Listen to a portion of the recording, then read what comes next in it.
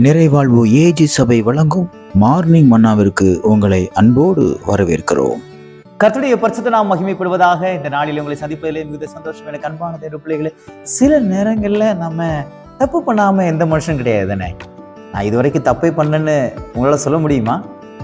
சில நேரங்களில் நம்ம என்ன செஞ்சிடறோம்னா, நம்மளோட மாம்சத்துக்கு அடிமையாகி மாம்சம் நினைக்கிறத செஞ்சிடறோம். ஆவியில நடக்கிறத நம்ம மறந்துடுறோம். நம்ம ஆவியை தோற்கடிக்க பண்ணிடுறோம். ஆவியனுடைய சத்தத்தை நம்ம கேட்க மறந்து சில தவறுகளை நம்ம விழுந்துடுறோம். நீங்களும் அப்படி விழுந்துட்டீங்களா?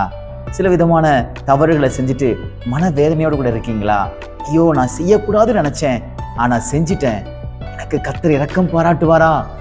நான் இதுவரைக்கும் அப்படி பண்ணதே கிடையாது, இனியும் நான் பண்ண போறது கிடையாது, என்ன செய்யறது எனக்கு ஒண்ணுமே தெரியல, குழப்பத்தோடு இருக்கீங்களா?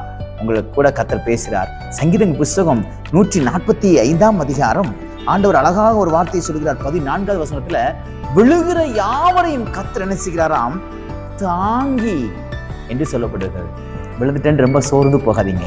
சில விஷயத்துல நான் விழுந்துட்டேன், என்னால எழும்ப முடியல. கர்த்தர் சொல்றாரு, எழும்ப நான் உனக்கு உதவி செய்வேன்.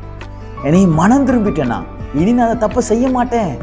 நான் தெரியாம விழுந்துட்டேன், என்னுடைய மாம்சத்தினுடைய எண்ணங்களால விழுந்துட்டேன், எனக்குள்ள இருக்கக்கூடிய கெட்ட சிந்தையினால நான் விழுந்துட்டேன். கர்த்தர் என்ன தாங்குவாரா? நிச்சயமா தாங்குவார். சகோதரனே, சகோதரியே, சில விதமான பிரச்சனைக்குள்ள நீங்க விழுந்துட்டீங்களா? சில விதமான துரோகங்கள்ல நீங்க விழுந்து போயிட்டீங்களா? சில விதமான தீமையான காரியங்களை நீங்க விழுந்து போயிட்டீங்களா? சில விதமான கூட்டத்துக்குள்ள நீங்க விழுந்து போயிட்டீங்களா? இன்னைக்கு நீங்க ஒரே என்னை எழுப்புங்கப்பா, நான் இனிமே அங்க அப்படி செய்ய மாட்டேன்னு சொல்லி நீங்க ஒப்பு கொடுப்பீங்கன்னு நான் சொல்றேன். கர்த்தர் உங்களை தாங்குவேன்னு சொல்றாரு, உங்களை தூக்கி விடுவேன்னு சொல்றாரு. மடங்கடிக்கப்பட்ட எல்லாரையும் கர்த்தர் தூக்கி விடுவேன்னு சொல்லியிருக்கிறாரு. ஆகையால் நீங்க பயப்படாதீங்க. நீங்க மீண்டும் எழும்ப முடியும்.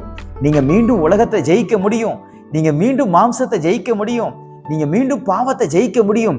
ஏனென்றால் உலகத்தை ஜெயித்தவர் உங்க கூட இருக்கிறார். நான் உலகத்தை ஜெயித்தேன், ஆகையால் நீங்களும் உலகத்தை ஜெயித்தீர்கள். அதனால மாம்சத்துக்குரிய போராட்டங்களை குறித்து பயப்படாதீங்க. கர்த்தர் உங்களை நிச்சயமா தூக்கி விடுவார். நான் சொல்றேன், உங்களை தலை சிறந்த நல்ல ஒரு லீடர்ஷிப்ல கொண்டு வருவார். அநேகருக்கு உங்களை ஒரு அடையாளமா, பரிசுத்தத்துக்கு அடையாளமா, தோல்வியிலிருந்து ஜெயித்து மீண்டு வந்ததுக்கு அடையாளமா, எல்லாவற்றையும் விட்டு கர்த்தரை மாத்திரம் பிடித்து கொண்டதற்கு அடையாளமா கர்த்தர் உங்களை தாங்கி நிலைநிறுத்துவாராக. பயப்படவே பயப்படாதீங்க.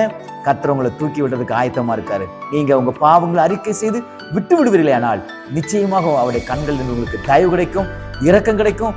அவர் நிச்சயமாய் உங்க வாழ்க்கையின் தரத்தை உயர்த்துவார். இன்னைக்கு நம்ம மனம் திரும்பி ஆண்டவர் பக்கமாக விழுவோமாக. அவர்